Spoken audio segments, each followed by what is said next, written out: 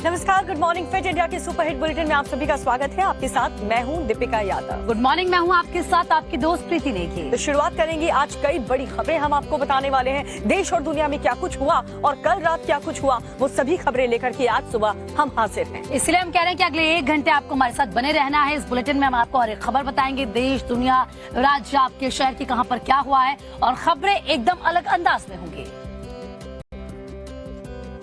तो देखिए, मई का महीना है और ऐसे में पूर्वोत्तर से लेकर अगर हम दक्षिण भारत की बात करें तो मौसम सुहावना है। लोगों की छुट्टियां भी शुरू हो चुकी है। ऐसे में आप लोग सोच रहे हैं कि पहाड़ी इलाकों में जाएं, टूरिस्ट प्लेस में जाएं और थोड़ा मजा लिया जाए। लेकिन हम आपसे कहेंगे कि अगर आप टूरिस्ट प्लेस में जा रहे हैं, आप पहाड़ों पर जा रहे हैं, तो थोड़ी सावधानी जरूर बरतिए, क्योंकि थोड़ी सी भी लापरवाही आपकी जिंदगी पर भारी पड़ सकती है। जी, आप केरल की घटना हम आपको बताते हैं, जहाँ पर बीती रात एक बहुत बड़ा हादसा हुआ, जहाँ पर टूरिस्ट बोट पूरी की पूरी पलट गई। 21 लोगों ने अपनी जान गंवा दी। अभी फिलहाल हालात क्या है, एक रिपोर्ट आपको दिखाते हैं।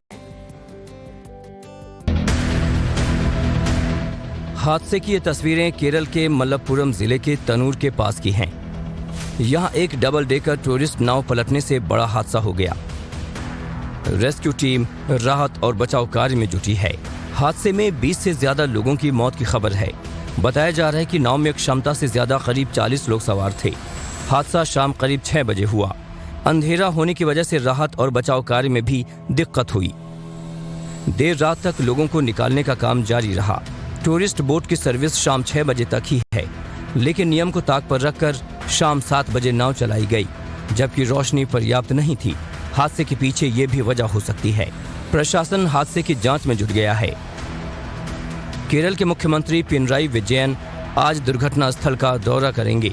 उन्होंने अपने सभी कार्यक्रम रद्द कर दिए हैं। पीएम मोदी ने बोट हादसे में दुख जाहिर किया है और पीड़ित परिवारों के प्रति संवेदना व्यक्त की है। साथ ही प्रधानमंत्री राहत कोष से मृतकों के परिजनों को 2-2 लाख रुपए की मदद की घोषणा की है। कांग्रेस नेता राहुल गांधी ने भी केरल हादसे पर दुख जताया है और घायलों के जल्द स्वस्थ होने की कामना की है। तो कितने परिवारों की खुशियां यहाँ पर उजड़ गई हैं। आप देख सकते हैं इस हादसे ने कितने लोगों को दुख पहुंचाया है, नुकसान किया। हालांकि इस पूरे मामले को लेकर के नाव की जांच शुरू कर दी है, क्योंकि प्रीति 6 बजे के बाद परमिशन नहीं थी कि आप बोट लेकर के समंदर में जाएं, लेकिन बावजूद इसके 6 बजे के बाद ऐसा किया गया। जी हाँ, और अगर हम मणिपुर की बात करें तो वहाँ पर भी किस तरीके का माहौल है, लोग दहशत में है, खौफ में है। दरअसल जातीय हिंसा की आग में मणिपुर झुलस रहा था और ऐसे में अब वहाँ पर कर्फ्यू लगा दिया गया है। राज्य अभी भी कर्फ्यू की जद में है। हालांकि सेना शांति बहाली की लगातार कोशिश कर रही है। क्या है मणिपुर से पूरा अपडेट, बस 1 मिनट में देखिए आप। जातीय हिंसा में झुलसे मणिपुर में अब जिंदगी धीरे धीरे पटरी पर लौट रही है। पूरे राज्य में आर्मी और पैरामिलिट्री फोर्स मुस्तैद है, लेकिन दहशत इस कदर है कि बाहरी राज्यों के छात्र अपने घर लौटने को मजबूर हैं। सरकारी आंकड़ों के मुताबिक हिंसा में 40 लोगों की मौत हुई है। हालांकि प्राइवेट रिपोर्ट्स में मृतकों की संख्या 100 से अधिक बताई गई है। 200 से अधिक लोग घायल हैं। अब तक कई उपद्रवियों को गिरफ्तार किया गया है और 134 हथियार बरामद किए गए हैं। मणिपुर में हिंसा को लेकर कांग्रेस अध्यक्ष खड़गे ने रविवार को पीएम मोदी और गृह मंत्री पर हमला बोला। उन्होंने कहा कि मणिपुर जल रहा है, लेकिन प्रधानमंत्री चुनाव में व्यस्त हैं। क्या प्रधानमंत्री का यही काम है? खड़गे के आरोपों पर केंद्रीय मंत्री आर.के. सिंह ने कहा कि फिलहाल हालात नियंत्रण में हैं। गृह मंत्री खुद नजर बनाए हुए हैं। पीएम का हर जगह होना जरूरी नहीं है। मणिपुर में स्थिति पर काफी नियंत्रण आ गया है और स्थिति का नियंत्रण करने के लिए प्रधानमंत्री को खुद पर्सनली वहां प्रेजेंट रहने की जरूरत नहीं है। ये उनको जानकारी इतना नहीं। इम्फाल घाटी में रविवार को जनजीवन सामान्य होता नजर आया। बाजार फिर से खुलते दिखे और सड़कों पर कारें भी दिखीं। इंडियन आर्मी और असम राइफल्स के जवान शांति बहाली में जुटे हैं। असम राइफल्स ने रविवार को 676 लोगों को हिंसाग्रस्त इलाकों से निकालकर सुरक्षित उनके घर भेजा। रविवार को कई इलाकों में कर्फ्यू में ढील दी गई, लेकिन चुरांदापुर, कंगपोकपी और मोरह में अभी भी हालात तनावपूर्ण बने हुए हैं। हिंसा को लेकर आज सुप्रीम कोर्ट में सुनवाई होनी है। तो पिछले कई दिनों से मणिपुर सुलग रहा है। हालांकि अब जिंदगी धीरे धीरे पटरी पर लौट रही है, लेकिन जो खौफ है हिंसा का वो लोगों की आंखों में साफ तौर पर देखा जा सकता है, और जो घाव हिंसा ने उन्हें दिए हैं उसे भरने में थोड़ा समय लगेगा। तो ये तो रही मणिपुर की बात, जहां पर आरक्षण को लेकर के विवाद काफी बढ़ता हुआ जा रहा है, लेकिन दूसरी तरफ द केरला फाइल्स मूवी को लेकर के भी विवाद थमने का नाम नहीं ले रहा। एक तरफ बीजेपी और हिंदूवादी जो संगठन है वो जम करके इस मूवी की, इस कॉन्सेप्ट की तारीफ कर रहे हैं, लेकिन दूसरी तरफ जो कांग्रेस के नेता हैं वो लगातार हमलावर हैं। इस मूवी को लेकर के ताजा विवाद क्या है, इस रिपोर्ट में आप देखिए। Film the Kerala story box office पर जमकर कमाई कर रही है, लेकिन फिल्म को लेकर विवाद थमने का नाम नहीं ले रहा। रविवार को बीजेपी अध्यक्ष जेपी नड्डा ने फिल्म देखी। उन्होंने कहा कि फिल्म नए प्रायोजित आतंकवाद का पर्दाफाश करती है, कैसे हमारे युवाओं का ब्रेन वॉश किया जाता है। इस तरीके का आतंकवाद का संबंध किसी राज्य से नहीं है, इसका संबंध किसी धर्म से नहीं है। ये युवाओं को पहले प्रेरित करना, गलत रास्ते पर ले जाना और फिर गलत रास्ते में धकेल देना। पीएम मोदी ने भी द केरला स्टोरी की तारीफ की है। मध्य प्रदेश में सरकार ने फिल्म को टैक्स फ्री कर दिया है, लेकिन झारखंड में इसे लेकर राजनीति गर्म है। कांग्रेस विधायक इरफान अंसारी ने फिल्म पर बैन की मांग कर दी है और कहा कि सिनेमा घरों में फिल्म नहीं चलने देंगे। ये फिल्म नहीं चलने देंगे, किसी कीमत पर हम चले नहीं देंगे। अभी मैं आया हूँ और पूरी मेरी सेना तैयार कर रहा हूँ मैं कि देखिए मैं कल मुख्यमंत्री से मिलूंगा। झारखंड बीजेपी का कहना है कि इरफान अंसारी का मानसिक संतुलन बिगड़ गया है।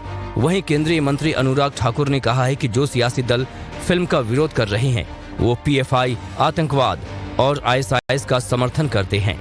बीजेपी नेता कैलाश विजयवर्गीय ने कहा है कि फिल्म को समाज की जागृति दृष्टि से देखिए।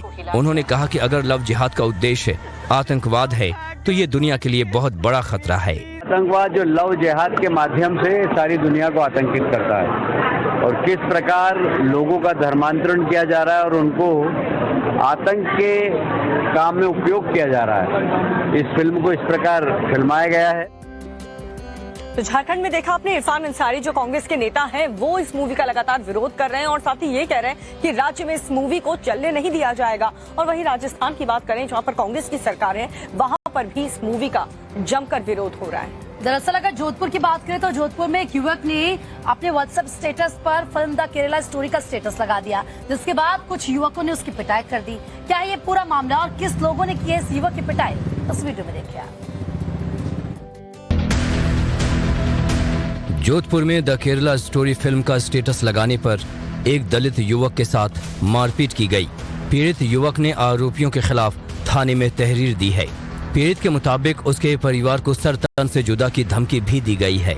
उन जाहिल को सिर्फ मेरे स्टेटस की इंग्लिश दिखी, इंग्लिश में लिखा हुआ क्या है वो उन्होंने नहीं देखा, बस उस मूवी को वो देखते हुए उन्होंने मेरे स्टेटस को देखा और मुझे काफी वर्ड यूज करके उसी पीछे से मुसलमानों को बदनाम करता है और मुझे मारना स्टार्ट हो गया। युवक ने अपने व्हाट्सएप पे फिल्म का स्टेटस लगाया था, जो दूसरे समुदाय के लोगों को नागवार गुजरा। हिंदूवादी संगठन वीएचपी और बजरंग दल ने इस मामले में संज्ञान लिया है और कहा है कि अगर किसी हिंदू के साथ ऐसा हुआ तो वो बर्दाश्त नहीं करेंगे। और देश का वातावरण ऐसा है कि जहां पर केरला स्टोरी देखने पर स्टेटस लगाने मात्र पर हमला करना बहुत ही निंदनीय है। विश्व हिंदू परिषद पूरा संपूर्ण इस मामले को संज्ञान में ले चुका है और ऐसे अपराध की घोर निंदा भी करता है। बीजेपी के प्रदेश मंत्री लक्ष्मीकांत भारद्वाज ने घटना को लेकर राज्य सरकार पर हमला बोला है। उन्होंने कहा कि ये राज्य के कानून व्यवस्था की हकीकत है। कन्हैयालाल की गर्दन काट दी जाती है। यहाँ पर जिस तरीके से पहले कश्मीर फाइल फिल्म आई थी, उस कश्मीर फाइल पर जिस तरीके से 144 लगाने का काम इस सरकार ने किया था, आज वैसी ही स्थिति राजस्थान में देखने को मिली है। जोधपुर में इस तरह की घटना हुई है। इस मुद्दे पर राज्य की सियासत और गर्म होगी। बीजेपी का आरोप है कि कांग्रेस राज्य में सूबे में रामनवमी जुलूस पर प्रतिबंध लगाया जाता है और प्रतिबंधित संगठनों को छूट दी जाती है। दिल्ली के पूर्व डिप्टी सीएम मनीष सिसोदिया को आज राउज एवेन्यू कोर्ट में पेश किया जाएगा। उनकी न्यायिक हिरासत की अवधि आज समाप्त हो रही है। पिछली सुनवाई में कोर्ट ने सिसोदिया को जमानत देने से इनकार कर दिया था और कहा था कि प्रथम दृष्टया कमीशन में उनकी संलिप्तता के सबूत है। रविवार को आम आदमी पार्टी ने दावा किया कि जांच एजेंसी के पास सिसोदिया के खिलाफ कोई सबूत नहीं है। बिहार के बाहुबली नेता और पूर्व सांसद आनंद मोहन की रिहाई के खिलाफ आज सुप्रीम कोर्ट में सुनवाई है। आईएएस अधिकारी जी कृष्णैया की पत्नी ने रिहाई के खिलाफ याचिका दाखिल की है। नीतीश सरकार ने कानून में बदलाव कर आनंद मोहन समेत 26 कैदियों को रिहा कर दिया था, जिसको लेकर सियासत भी गर्म है। जी कृष्णैया की पत्नी ने आनंद मोहन की रिहाई को गलत बताया है। सांगली जिले के मिराज में एक शख्स को क्लिनिक में बैठे बैठे हार्ट अटैक आ गया। पूरी घटना सीसीटीवी में कैद हुई है।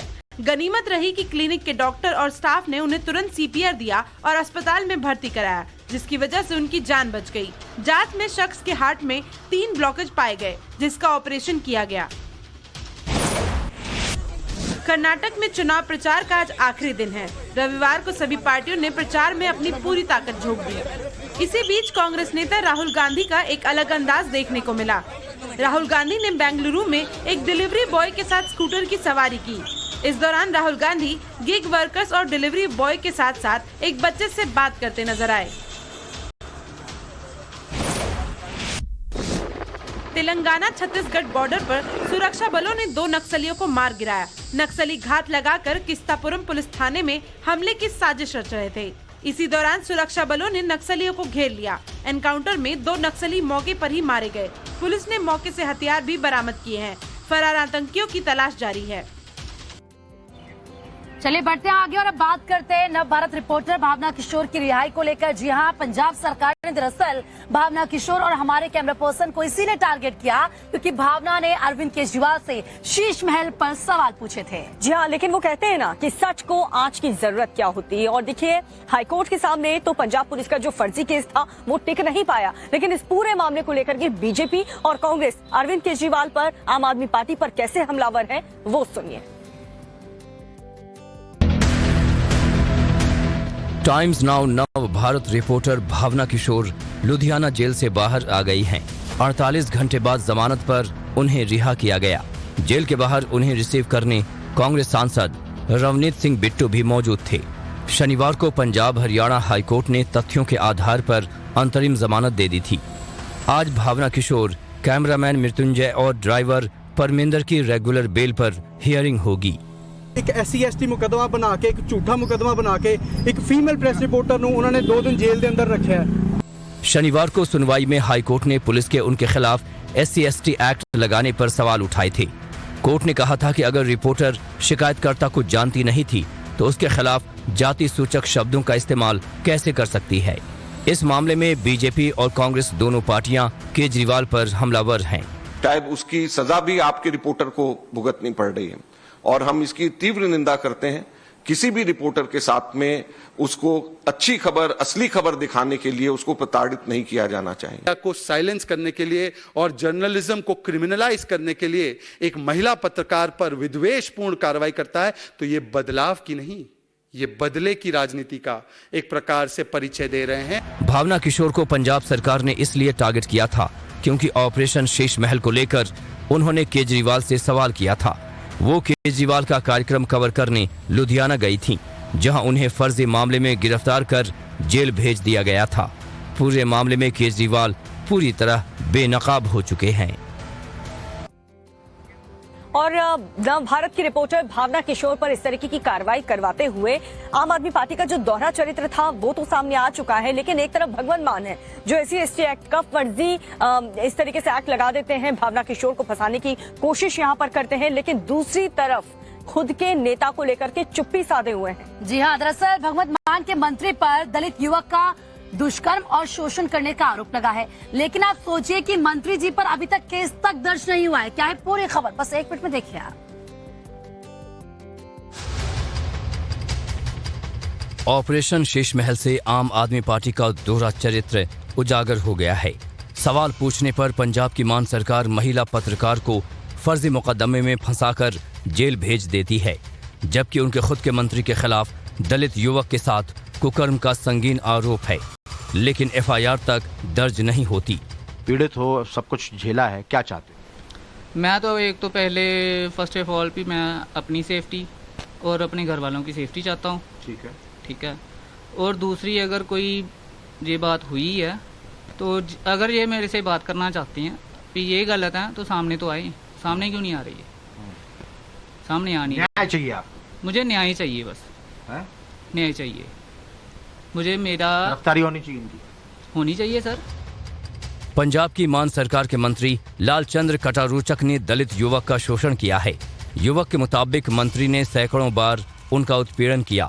मंत्री लालचंद्र के साथ वीडियो चैट की एक क्लिप उसके पास है, जिसको लेकर मंत्री उनकी जान के पीछे पड़ गए हैं। Demand from the super CM of Punjab, Mr. Kejriwal. I demand from the acting CM of Punjab, Raghav Chadha. And I demand from the nominal CM of Punjab, Mr. Bhagwant Mann.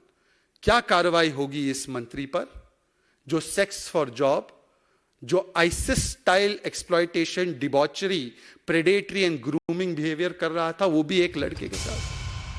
राष्ट्रीय अनुसूचित जाति आयोग ने खाद्य एवं आपूर्ति मंत्री लालचंद कटारूचक की अय्याशी को लेकर पंजाब सरकार को भी नोटिस भेजा है, लेकिन अभी तक मान सरकार ने कोई जवाब नहीं दिया है।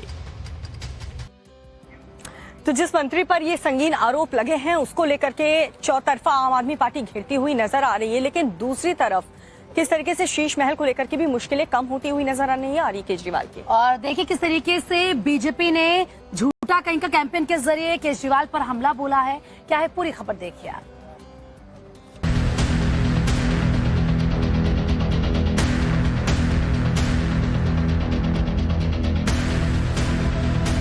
टाइम्स नाउ नव भारत के ऑपरेशन शीश महल के खुलासे के बाद उसकी चर्चा दिल्ली में ही नहीं बल्कि देश भर में है। सच जानकर लोगों के पैरों तले जमीन खिसक गई है और खुद को कट्टर ईमानदार कहने वाले केजरीवाल लोगों को चुभने लगे हैं। तो बीजेपी इस मौके को भरपूर कैश कर रही है। झूठा कहीं का कैंपेन के बहाने दिल्ली के सीएम अरविंद केजरीवाल लगातार बीजेपी के निशाने पर हैं। आज इस कैंपेन का तीसरा दिन है, तो रविवार को दिल्ली के सरोजनी नगर में बीजेपी ने अरविंद केजरीवाल पर जमकर निशाना साधा। कि जितने पर्दे वाले बैठे हैं उनसे पूछना, ठीक है, 8 लाख रुपए का कोई पर्दा आता है? केजरीवाल ने अपने घर में 1 करोड़ रुपए के पर्दे लगवाए। आप सोचिए जरा, वो आदमी मेहनत कर रहा है पूरा दिन, सड़क पे घूमता है, 400 रुपए कमाता है। बीजेपी का झूठा कहीं का कैंपेन की गाड़ी लगातार आगे बढ़ रही है और दिल्ली की जनता को केजरीवाल जी के सच और झूठ से लगातार रूबरू करवाया जा रहा है। लेकिन चौतरफा घिरे अरविंद केजरीवाल किसी भी हाल में ऑपरेशन शीश महल पर कोई जवाब नहीं दे रहे। तो देखिए दिल्ली में ऑपरेशन शीश महल के बाद से राजनीतिक गढ़ में बीजेपी और कांग्रेस दोनों अरविंद केजरीवाल पर हमलावर है। तो वहीं कर्नाटक में भी आरोप प्रत्यारोप का दौर लगातार देखने को मिल रहा है, क्योंकि कर्नाटक चुनाव को लेकर के आज चुनाव प्रचार का आखिरी दौर है। ऐसे में बीजेपी, कांग्रेस और जितनी भी पार्टियां हैं, हर कोई पूरी ताकत झोंकता हुआ नजर आ रहा है इस इलेक्शन में। लेकिन दूसरी तरफ बीजेपी यानी कि प्रधानमंत्री नरेंद्र मोदी ने कल किस तरीके से गांधी परिवार पर हमला बोला, वो आपको सुनाते हैं। कर्नाटक में चुनाव प्रचार का आज आखिरी दिन है। शाम 5 बजे रैलियों और रोड शो का शोर थम जाएगा। कांग्रेस, जेडीएस और बीजेपी तीनों ही पार्टियों के दिग्गज आज आखिरी जोर लगाएंगे। प्रचार के आखिरी दिन आज राहुल गांधी और सोनिया गांधी पद यात्रा करेंगे। बीजेपी नेता और केंद्रीय मंत्री वीके सिंह बेंगलुरु में पद यात्रा करेंगे, जबकि महाराष्ट्र के सीएम एकनाथ शिंदे उडुपी में चुनाव प्रचार करेंगे। रविवार को अपने प्रचार अभियान के आखिरी दिन पीएम मोदी मैसूर पहुंचे और श्री कांतेश्वर स्वामी मंदिर में विधिवत पूजा अर्चना की। इससे पहले बेंगलुरु में रोड शो के दौरान उन्होंने गांधी परिवार पर जमकर हमला बोला। उन्होंने कहा कि कांग्रेस कर्नाटक को भारत से अलग मानती है। भारत के संविधान का शपथ लिया है और ये बात बोलते हैं। कांग्रेस जो कह रही है इसका मतलब है कि कांग्रेस कर्नाटका को भारत से अलग मानती है। पीएम ने कहा कि कांग्रेस तुष्टीकरण के लिए आतंकियों के समर्थन में भी उतर आती है। पीएम के जवाब में प्रियंका गांधी ने कहा कि कर्नाटक में अगर आज आतंक है तो 40% की सरकार का आतंक है, बेरोजगारी का आतंक है, महंगाई का आतंक है। तो कर्नाटक चुनाव में किस तरीके से यहाँ पर संग्राम मचा हुआ है बजरंग दल से लेकर के 40% कमीशन को लेकर के, लेकिन दूसरी तरफ इस अब पूरे चुनाव प्रचार में टीपू सुल्तान और डीएनए की भी एंट्री हो चुकी है। जी हाँ, दरअसल कांग्रेस नेता डीके शिव कुमार ने असम के सीएम हेमंता को लेकर, उनके डीएनए को लेकर बयान दिया, उन पर वार किया। तो फिर किस तरीके से हेमंता ने उन पर पलटवार किया, देखिए आप।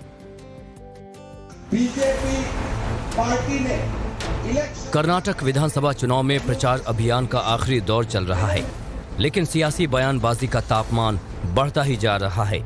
चुनाव प्रचार के दौरान भड़काऊ बयान देकर असम के सीएम हेमंता बिस्व शर्मा ने टीपू सुल्तान की एंट्री पहले ही करा दी थी। कांग्रेस नेता सिद्धारमैया और डीके शिव कुमार को उनके परिवार का बता दिया था। अब शिव कुमार ने हेमंता बिस्व शर्मा को उसका जवाब देकर डीएन की एंट्री करवा दी और रही सही कसर भी पूरी कर दी। Hemant Biswa Sharma blood is Congress blood. It is Gandhi blood. Now he has changed his blood. अब कांग्रेस नेता डीके शिव कुमार ने हेमंता बिस्व शर्मा को जवाब दिया तो उनका जवाब हेमंता के सीने में तीर की तरह चुभ गया। तो ट्वीट कर उन्होंने भी करारा जवाब दिया और कहा, मेरी रगों में बहने वाला खून मेरे माता पिता, मेरे राज्य और मेरे देश से आता है और मुझे इस बात पर बहुत गर्व है। मैं डीके शिव कुमार जी से अनुरोध करता हूं कि वे उनके माता पिता, कर्नाटक की पवित्र भूमि और भारत माता से उनके रगों में बहने वाले खून पर गर्व करें कि हमारा सरकार आएगा, हम देश में यूनिफॉर्म सिविल कोड लाना है। एक लोग खाली एक लड़की को शादी करेगा और डाइवोर्स नहीं करेगा तो दूसरा को शादी करने का अनुमति नहीं मिलेगा। पहले डी कुमार स्वामी को हेमंता ने जवाब दिया तो फिर यूनिफॉर्म सिविल कोड लागू करने की बात पर कर्नाटक को देश का नंबर 1 राज्य बनाने का वादा किया। तो कर्नाटक में 10 मई को वोटिंग होनी है। बीजेपी और कांग्रेस के बीच कांटे की टक्कर यहाँ पर नजर आ रही है, लिहाजा आज चुनाव प्रचार का आखिरी दिन है और ऐसे में सभी पार्टियां अपनी पूरी ताकत लगाते हुए नजर आएंगे। दीपिका, बिल्कुल, तो ये तो रही देश की बात, देश की खबरें, लेकिन अब आपको दिखाते हैं इस बुलेटिन में दुनिया में क्या कुछ हो रहा है। कहाँ पर मॉल के अंदर फायरिंग हो गई, कनाडा में क्यों हाहाकार मचा हुआ है, ये सभी खबरें 2 मिनट में आपको दिखाते हैं। अमेरिका में गन फायरिंग की घटना थम नहीं रही। फायरिंग का ताजा मामला अमेरिका के टेक्सास का आया, जहां मॉल के अंदर फायरिंग की घटना में 8 लोगों की मौत हो गई। मॉल के अंदर गोलीबारी के बाद कोहराम मच गया, लोग जान बचाने के लिए भागने लगे। मौके पर पहुंचे पुलिस ने संदिग्ध हमलावर को ढेर कर दिया। वीडियो में मारा गया हमलावर भी दिख रहा है, जबकि उसके पास बंदूक भी दिखाई दे रही है। आग की भयंकर तस्वीर अमेरिका की कैलिफोर्निया से आई, जहां इंडस्ट्रियल इलाके की एक बिल्डिंग में आग लगी तो पूरे शहर में हड़कंप मच गया। तस्वीरों में देख सकते हैं पूरी इमारत धधक रही है। फायर फाइटर्स आग को बुझाने की कोशिश कर रहे हैं, लेकिन पानी की बौछारें भी इस भयावह आग पर कोई खास असर नहीं छोड़ पा रही। हालांकि आग कैसे लगी इसका पता नहीं चल सका है।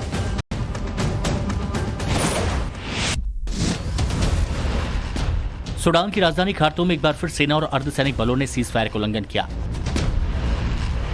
तस्वीरों को देखकर अंदाजा लगाया जा सकता है कि दोनों सेनाओं के सैनिकों के बीच संघर्ष कितना भीषण है। गोलीबारी और बमबाजी की आवाज इलाके में गूंज रही है। सूडान में अब तक 550 से ज्यादा लोगों की मौत हो चुकी है, जबकि कई हजार घायल हैं।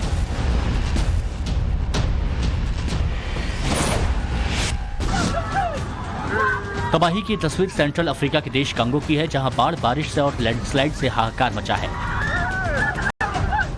170 से ज्यादा लोगों की मौत हो गई, 100 से ज्यादा लापता हैं। इस विनाशकारी बाढ़ में स्कूल, अस्पताल, दुकान सब तबाह हो गए। हजारों लोग बेघर हो गए। लोग जिंदगी बचाने की जद्दोजहद कर रहे हैं।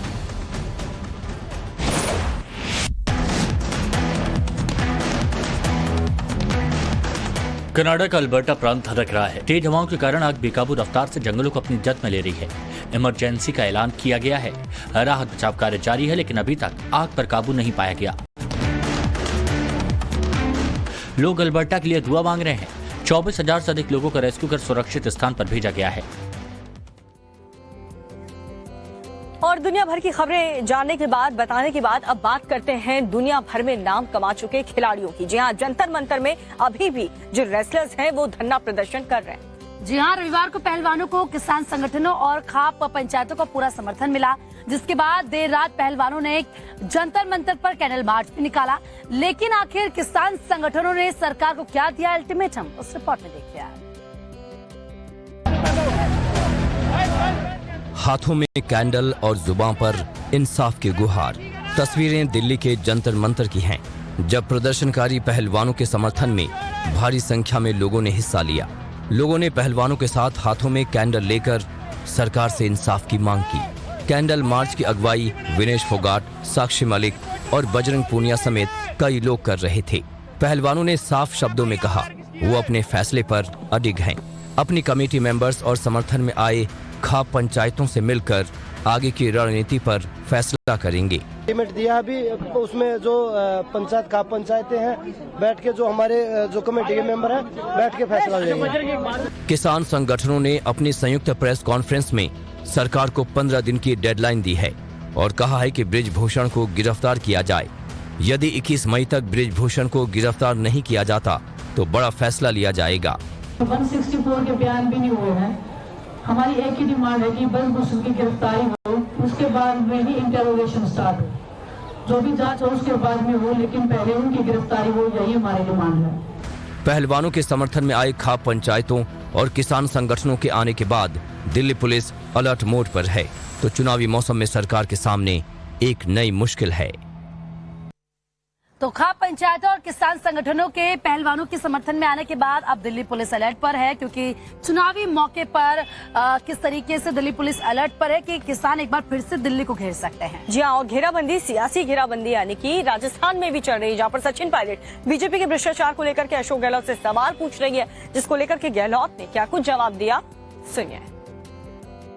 वहाँ पर अमित शाह को 10 करोड़ दो, वहाँ पर 15 करोड़ दो उसको, उसका पैसा मत रखो। उसका पैसा रखोगे हमेशा अमित शाह आपके दबाव बनाए रखे, वो गृह मंत्री भी है, वो धमकाएगा, डराएगा। इसे कहते हैं एक तीर दो निशाने। राजस्थान के मुख्यमंत्री अशोक गहलोत ने बीजेपी पर तो करारा हमला बोला ही, सचिन पायलट को भी निशाने पर ले लिया। वसुंधरा राजे सरकार में भ्रष्टाचार और पेपर लीक मामले पर सचिन पायलट पार्टी से उलट कभी शक्ति प्रदर्शन तो कभी अपने बयानों से बीजेपी को निशाने पर लेते रहे हैं। अब गहलोत के इस बयान के बाद एक बार फिर सियासी घमासान मच गया है, जिसे सचिन पायलट का जवाब माना जा रहा है और गहलोत अपने विधायकों को पैसे लौटाने की बात कह रहे हैं। मैंने यहाँ तक कह दिया हमारे एमएलए को, जितने पैसा लिया है, मान लो 10 करोड़ लिया है, 20 करोड़ लिया, जो भी लिया है, कुछ खर्च कर दिया हो, वो खर्च किया पोर्शन मैं दे दूंगा या ICC दिलवा दूंगा उनको। इतना ही नहीं, सीएम गहलोत ने बीजेपी पर यह भी आरोप लगाते हुए गुजरात और महाराष्ट्र का उदाहरण भी दिया और कहा कि उन्होंने इन दोनों राज्यों में भी ऐसा ही किया है। उन्होंने कहा कि महाराष्ट्र में धमकाकर शिवसेना के 2 टुकड़े कर दिए और 25 विधायकों को ले गए। मध्य प्रदेश विधानसभा चुनाव में कुछ महीने का वक्त रह गया है। बीजेपी पूरी शांति से अपनी तैयारियों में जुटी है, तो ये तस्वीरें मध्य प्रदेश कांग्रेस की हैं, जब देवास में कांग्रेस पार्टी की बैठक में विरोध के सुर उठने लगे। टिकट बंटवारे के मसले पर कांग्रेस पार्टी के नेताओं के बीच बहसबाजी हो गई और खूब हंगामा कटा। कुछ देर तक तो सब ठीक था, लेकिन भरे मंच पर टिकट बंटवारे को लेकर इसकी घोषणा हुई तो कार्यकर्ताओं का गुस्सा फूट पड़ा। उन्होंने आरोप लगाया कि स्थानीय लोगों की अनदेखी की जा रही है। अगर जो 40 साल से एक ही परिवार को टिकट दिया जा रहा है, जिन्होंने सोनकच्छ में निर्दलीय पार्षद के चुनाव लड़कर कांग्रेस के प्रत्याशियों को चुनाव हराए हैं, ऐसे लोगों को पार्टी की टिकट की तरफदारी कर रहे हैं हमारे पूर्व मंत्री सज्जन सिंह जी वर्मा। विधानसभा टिकट को लेकर कांग्रेस कार्यकर्ताओं ने अनदेखी का आरोप लगाया और साफ कहा कि प्रदेश के पूर्व सीएम कमलनाथ ने सर्वे के आधार पर टिकट फाइनल करने की बात कही थी, लेकिन अब उसका ठीक उल्टा हो रहा है। अब कार्यकर्ताओं की मांग है कि जिस तरह से मंच से टिकट देने की घोषणा की गई है, उसे कैंसिल करने की भी घोषणा की जाए। इस खबर को देखकर के आप समझ गए होंगे कि कांग्रेस पार्टी की जो गुटबाजी है उन पर कितनी भारी पड़ने वाली है, क्योंकि इसी साल मध्य प्रदेश में विधानसभा के चुनाव है, जिसको लेकर के बीजेपी के साथ साथ कांग्रेस पार्टी भी पूरी तैयारी में जुटी हुई है। लेकिन कांग्रेस के लिए हालात इस खबर को देखते हुए लग रहा है कि ठीक नहीं है। वैसे हालात तो अगर हम बात करें बिहार के डिप्टी सीएम तेजस्वी यादव के लिए भी ठीक नजर नहीं आ रहे हैं, क्योंकि गुजराती ठग वाले बयान पर आज अहमदाबाद हाईकोर्ट में सुनवाई होनी है, तो वहीं जॉब फॉर लैंड मामले पर भी आज सुनवाई होनी है। लैंड फॉर जॉब केस में आज Rouse Avenue court Lalu family के खिलाफ सुनवाई करेगा। लालू प्रसाद यादव पर रेलवे में नौकरी के बदले धांधली का आरोप है। पिछली सुनवाई में लालू की पत्नी राबड़ी देवी और बेटी मीसा भारती कोर्ट में पेश हुई थी। लालू प्रसाद पर आरोप है कि 2004 से 2009 तक रेल मंत्री रहने के दौरान ग्रुप डी के अभ्यर्थियों से नौकरी के बदले जमीन ली। इस मामले में सीबीआई ने जांच के बाद लालू यादव, राबड़ी देवी और मीसा भारती समेत 16 लोगों के खिलाफ केस दर्ज किया था। सीबीआई ने पिछले साल चार्जशीट दाखिल की थी, जिसमें ये बात सामने आई थी कि भर्ती प्रक्रिया का उल्लंघन कर कई लोगों को नौकरी दी गई थी। दूसरी तरफ आज अहमदाबाद कोर्ट में मानहानि केस में तेजस्वी यादव के खिलाफ सुनवाई होनी है। तेजस्वी ने पिछले दिनों अपने बयान में गुजराती ठग कहा था, जिसके खिलाफ हरीश मेहता ने तेजस्वी के खिलाफ केस दर्ज कराया था। इस केस में 2 मई को सुनवाई हुई थी, जिसमें शिकायतकर्ता ने कोर्ट में बयान दर्ज कराया था। अगर कोर्ट ने आज तेजस्वी को नोटिस जारी किया तो उनकी मुश्किलें बढ़ सकती हैं। पिछले दिनों मोदी सरनेम को लेकर मानहानि केस में सूरत कोर्ट ने राहुल गांधी को सजा सुनाई थी। तो मानहानि केस में तेजस्वी यादव की मुश्किलें बढ़ सकती हैं, क्योंकि अगर कोर्ट ने नोटिस जारी किया तो फिर तेजस्वी यादव को कोर्ट में पेश होना होगा। और इसके अलावा देश में क्या कुछ वायरल हो रहा है, सोशल मीडिया पे क्या ट्रेंड कर रहा है, 2 मिनट के सेगमेंट में आपको दिखाते हैं कुछ वायरल वीडियोस। साइकिल चला रहे इस शख्स को एक्शनबाजी कैसे भारी पड़ी इस वीडियो में देखिए। ये शख्स मिट्टी के टीले पर स्टंटबाजी करता है, तभी उसका बैलेंस बिगड़ जाता है और वो धड़ाम से जमीन पर जा गिरता है। शख्स की हवाबाजी उसे भारी पड़ गई, उसे गंभीर चोटें भी आई हैं। ये वीडियो सोशल मीडिया पर बहुत वायरल हो रहा है। यूजर्स वीडियो पर तरह तरह के कमेंट्स भी कर रहे हैं।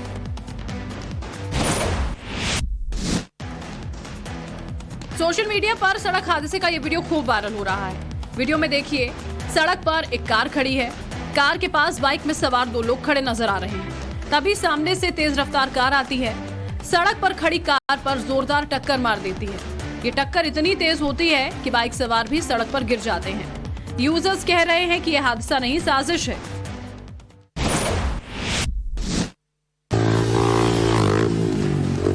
सोशल मीडिया पर वायरल अब इस वीडियो को देखिए। एक युवक बाइक पर स्टंटबाजी कर रहा है, तभी अचानक उसके साथ खेला हो जाता है और वो झाड़ियों में जा गिरता है। दरअसल बाइकर्स के सामने साइकिल पर स्टंट करते हुए दूसरा युवक आ जाता है और उसे बचाने के चक्कर में युवक झाड़ियों में जा गिरा। इस वीडियो पर यूजर स्टंटबाज को स्टंटबाजी न करने की सलाह दे रहे हैं।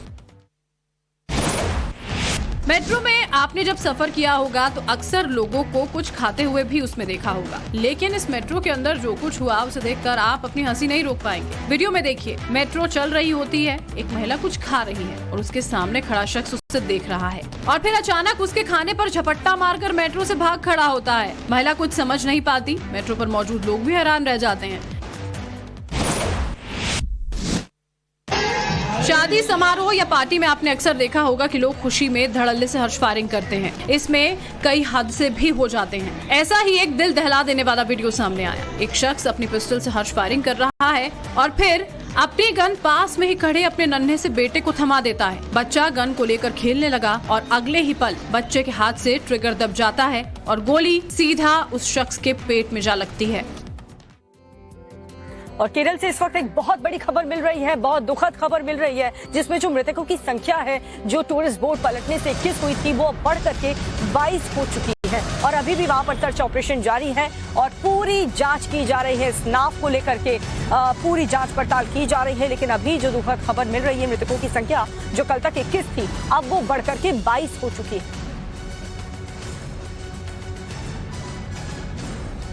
तो केरल में जिस तरीके से कल एक बहुत बड़ा हादसा हुआ, जिसमें एक नाव, टूरिस्ट नाव पूरी की पूरी पलट गई, जिसमें बहुत सारे सवारी मौजूद थे, 21 लोगों की जान इसमें चली गई थी। लेकिन अब जैसे जैसे वहां पर सर्च ऑपरेशन चल रहा है, रेस्क्यू के लिए लोगों को निकाला जा रहा है, यहाँ पर अब खबर ये मिल रही है कि 21 से ये आंकड़ा जो है वो बढ़ करके अब 22 हो चुका है।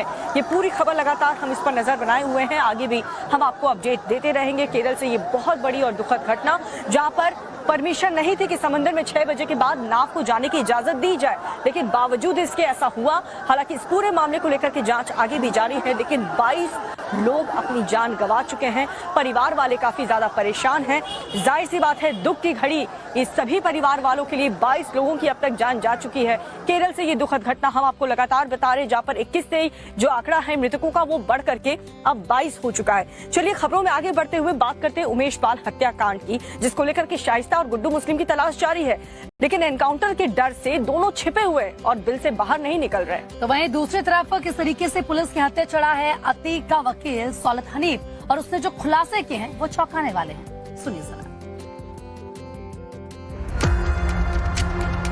माफिया डॉन अतीक अहमद की बीवी शाइस्ता, परवीन और गुड्डू मुस्लिम की तलाश में पुलिस लगातार छापेमारी कर रही है, लेकिन खौफ के मारे वो किस बिल में घुसे हैं कि उनका कोई सुराग नहीं मिल पा रहा है। इधर माफिया की बहन आयशा नूरी के सरेंडर एप्लीकेशन पर आज कोर्ट में सुनवाई है। पुलिस रिपोर्ट दाखिल नहीं होने की वजह से ये सुनवाई टल गई थी। पुलिस के शिकंजे में आए अतीक के वकील सौलत हनीफ ने फिर 4 बड़े खुलासे किए हैं। खुलासा नंबर 1, अतीक के कहने पर असद ने उसे एक पिस्टल भी मुहैया कराई थी। खुलासा नंबर 2, 24 फरवरी को उमेश पाल के कचहरी से निकलने की सूचना अतीक और असद को दी गई थी। खुलासा नंबर 3, 17 जून को सौलत खान ने शाइस्ता के कहने पर सुधांशु श्रीवास्तव से 1 करोड़ 38 लाख रुपए वसूले। खुलासा नंबर 4, आईफोन के फेस टाइम पर बने सभी आईडी अतीक के परिवार के ही थे। माफिया अतीक अहमद का वकील पुलिस की कड़ाई से पूछताछ में एक एक कर सभी राज उगल रहा है। उम्मीद है कि अभी वो माफिया के कई राज को बेपर्दा करेगा। तो देखिए, यूपी में बाबा ने किस तरीके से माफियाओं और गुंडों को मिट्टी में मिला दिया है और अतीक गैंग का पूरा सफाया हो चुका है। अब जो बचे हुए बदमाश हैं, जो माफिया हैं, वो जान बचाने के लिए भागते भागते फिर रहे हैं। जी हाँ, माफियाओं और गुंडों के बाद यूपी एटीएस की टीम अब पीएफआई और उससे जुड़े संगठन की तलाश कर रही है और उन पर भी कार्रवाई की तैयारी की जा रही है। पूरी खबर आपको दिखाते हैं। पीएफआई और संगठन से जुड़े लोगों पर यूपी एटीएस का लगातार शिकंजा कसता जा रहा है। यूपी एटीएस ने उत्तर प्रदेश के बुलंदशहर से अब्दुल खालिक अंसारी को पीएफ से जुड़े होने के आरोप में गिरफ्तार किया है। जानकारी के मुताबिक अब्दुल खालिक पिछले 20 साल से बुलंदशहर में रह रहा था। उसे उस वक्त गिरफ्तार किया गया जब वो अपनी पत्नी का इलाज कराने मेरठ पहुंचा था। अब जानिए कौन है अब्दुल खालिक अंसारी। समाजवादी पार्टी का नेता रह चुका है, बुलंदशहर का नगर अध्यक्ष रह चुका है। हाल में एसपी छोड़ एसडीपीआई से जुड़ा था। दिल्ली के दफ्तर में ज्वाइनिंग की थी। करीब 1 हफ्ता एसडीपीआई में रहा। वर्तमान में किसान यूनियन से जुड़ा है। रविवार को यूपी एटीएस ने पीएफआई के खिलाफ ताबड़तोड़ कार्रवाई की और प्रदेश के 30 जिलों में छापेमारी हुई, जहां से पीएफआई के 50 लोगों को हिरासत में लिया गया है। इस दौरान 50-50 हजार के इनामी परवेज अहमद और रईस अहमद को भी गिरफ्तार किया गया है। पता चला है कि सीएए एनआरसी के विरोध प्रदर्शन में परवेज अहमद उत्तर पूर्व के कई राज्यों में सक्रिय था। साथ ही देश विरोधी गतिविधियों में भी उसकी भूमिका थी। यूपी एटीएस की इस कार्रवाई से शहरों में हड़कंप मचा हुआ है। अवैध तमंचे बनाने का सामान और न जाने कितने खतरनाक हथियार। पुलिस के हाथ पांव तब फूल गए जब असलहों के इस जखीरे को उन्होंने पकड़ा, वो भी दिल्ली से सटे गाजियाबाद के लोनी इलाके से। पुलिस को जैसे ही अवैध हथियारों के बारे में खबर मिली, गाजियाबाद के शाहबाजपुर के जंगल में बने एक कमरे में छापा मारा। मौके से जो सामान मिला, पुलिस के पैरों तले जमीन खिसक गई। 11 अवैध तमंचा, 315 बोर, 1 अवैध तमंचा, 12 बोर, 14 अधबने तमंचे, हथियार बनाने का सामान।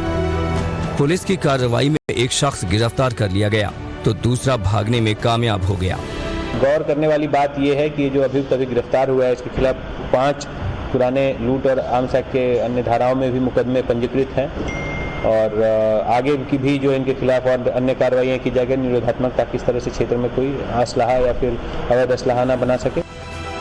गाजियाबाद ने निकाय चुनाव से ठीक पहले भारी संख्या में पकड़े गए ये हथियार पुलिस के लिए बड़ी कामयाबी है। अब पुलिस फरार आरोपी को पकड़ने के लिए जगह जगह छापेमारी कर रही है और ये भी पता लगाने की कोशिश कर रही है कि आखिर ये अवैध तमंचे कहां और किसके लिए सप्लाई किए जाने थे। राजस्थान के झालावाड़ में लोगों ने मन चले शिक्षक की जमकर धुनाई की। शिक्षक पर घर में घुसकर महिला से छेड़खानी का आरोप है। महिला के चिल्लाने पर आसपास के लोग इकट्ठा हो गए और शिक्षक को पकड़ लिया। शिक्षक के खिलाफ पीड़ित महिला ने थाने में शिकायत दर्ज करवाई है। मेडिकल कराकर पुलिस आरोपी के खिलाफ कार्रवाई कर रही है।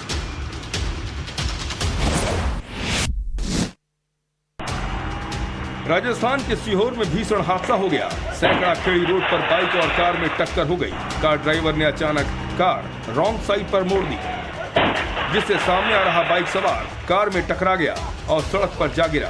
पूरा हादसा सीसीटीवी में कैद हुआ है। बाइक सवार युवक को गंभीर हालत में अस्पताल में भर्ती करवाया गया है। शादी समारोह में तमंचे पर डिस्को का ये वीडियो पटना का है। शादी में संगीत का कार्यक्रम चल रहा था। मंच पर डांसर नाच रही थी। इसी दौरान एक शख्स ने फायरिंग शुरू कर दी। आरोपी स्थानीय नेता बताया जा रहा है। घटना दिग्गा थाना इलाके की है। बताया जा रहा है कि समारोह में पुलिस वाले भी मौजूद थे।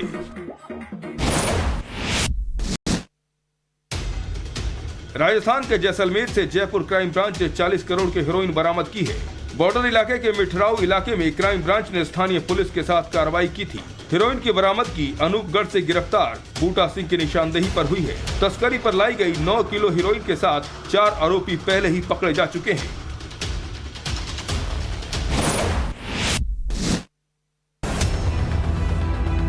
शनिवार को रक्षा मंत्री राजनाथ सिंह ने राजौरी जाकर सुरक्षा हालतों का जायजा लिया।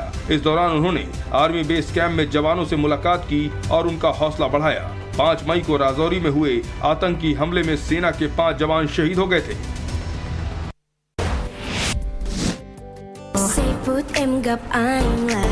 सोशल मीडिया पर ये वीडियो इन दिनों काफी ट्रेंडिंग है, जिसमें देखा जा सकता है कि लड़का लड़की की ये जोड़ी 1 मिनट के अंदर 13 देशों के गाने गाती नजर आ रही है।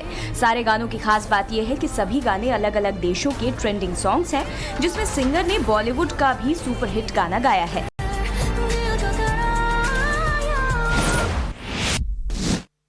This word would be boom. No, it's bomb. You don't see how. इस वीडियो को देखकर 70 के दशक की मशहूर बॉलीवुड फिल्म चुपके चुपके की याद आ जाएगी। इसमें एक्टर धर्मेंद्र अंग्रेजी की धज्जियां उड़ाते नजर आ रहे हैं। आप ही बताइए मेरे साथ, जब डीओ डू तो जीओ गू क्यों नहीं होता? और कुछ ऐसा ही इस शख्स के साथ हुआ, जिसमें अंग्रेजी के उच्चारण में इस शख्स का सिर चकरा जाता है।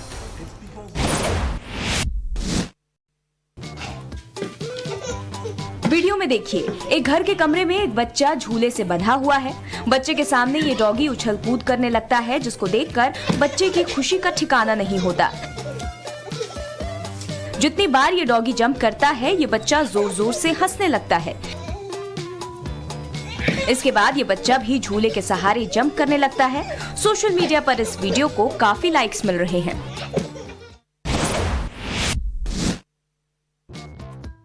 सोशल मीडिया पर इन दिनों ये वीडियो काफी वायरल हो गया है। जिस किसी ने इस वीडियो को देखा वो हंसते हंसते लोटपोट हो गया। वीडियो में आप देख सकते हैं कि एक बिल्ली जो पेड़ पर चढ़ गई है, उसका शिकार करने के लिए ये डॉगी इधर उधर तलाशने लगता है। लेकिन बिल्ली मौसी तो सियानी निकली, उसने डॉगी को भनक भी नहीं लगने दी कि वो पेड़ पर चढ़ी हुई है।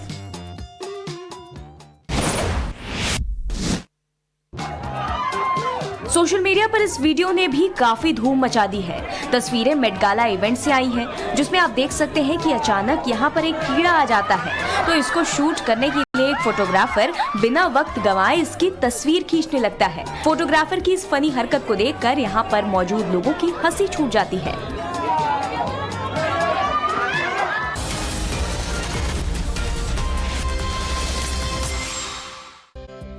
ब्रेक के बाद एक बार फिर से आप सभी का स्वागत है और अब बात करते हैं एंटरटेनमेंट जगत की। आखिर करीना कपूर क्यों हो गई है ट्रोल, और साथ ही किंग खान की मूवी जवान कब रिलीज होने वाली है। 2 मिनट में देखिए एंटरटेनमेंट की खबरें।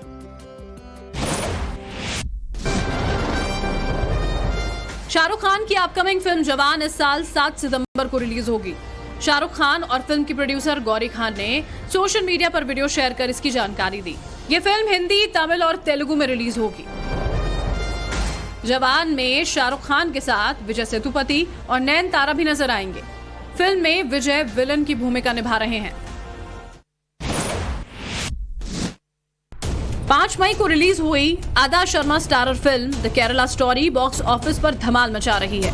कंट्रोवर्सी के बावजूद फिल्म ने दूसरे दिन 11 करोड़ 22 लाख रुपए का बॉक्स ऑफिस कलेक्शन किया है। वहीं फिल्म का ओपनिंग कलेक्शन 8 करोड़ 3 लाख का था। भारत में इसका 2 दिन का टोटल कलेक्शन 19 करोड़ 25 लाख हो चुका है। फिल्म की कमाई में पहले दिन के मुकाबले 40% की बढ़ोतरी हुई है। प्रभास और कृति सैनन स्टारर फिल्म आदि पुरुष का ट्रेलर 9 मई को रिलीज होगा। इसके लिए मेकर्स ने खास तैयारियां भी की हैं। भारत के अलावा फिल्म का trailer America, Canada, Australia, New Zealand समेत 18 देशों में रिलीज किया जाएगा। फिल्म आदि पुरुष की कहानी रामायण पर बेस्ड है। फिल्म में प्रभास भगवान राम का किरदार निभाएंगे, जबकि कृति सैनन मां सीता के रोल में नजर आएंगी। ये फिल्म 16 जून को रिलीज होगी। बॉलीवुड अभिनेता अनुपम खेर की आने वाली फिल्म विजय 69 का पहला पोस्टर रिलीज कर दिया गया है। हाल ही में यशराज फिल्म्स ने फिल्म विजय 69 के पोस्टर को रिलीज किया, जिसमें अनुपम खेर एक साइकिल चलाते हुए नजर आ रहे हैं। यह फिल्म OTT पर रिलीज की जाएगी। ये फिल्म ऐसे व्यक्ति के बारे में है जो 69 साल की उम्र में ट्रायलथॉन प्रतियोगिता में भाग लेने का फैसला करता है। सोशल मीडिया पर करीना का एक वीडियो तेजी से वायरल हो रहा है। वीडियो में एक महिला करीना को छूने की जिद करती दिख रही है। वो करीना के करीब आ गई और हाथ मिलाने की गुजारिश करने लगी, लेकिन करीना के बॉडीगार्ड ने महिला को ढकेलकर पीछे कर दिया। वीडियो सामने आने के बाद लोगों ने करीना को ट्रोल करना शुरू कर दिया।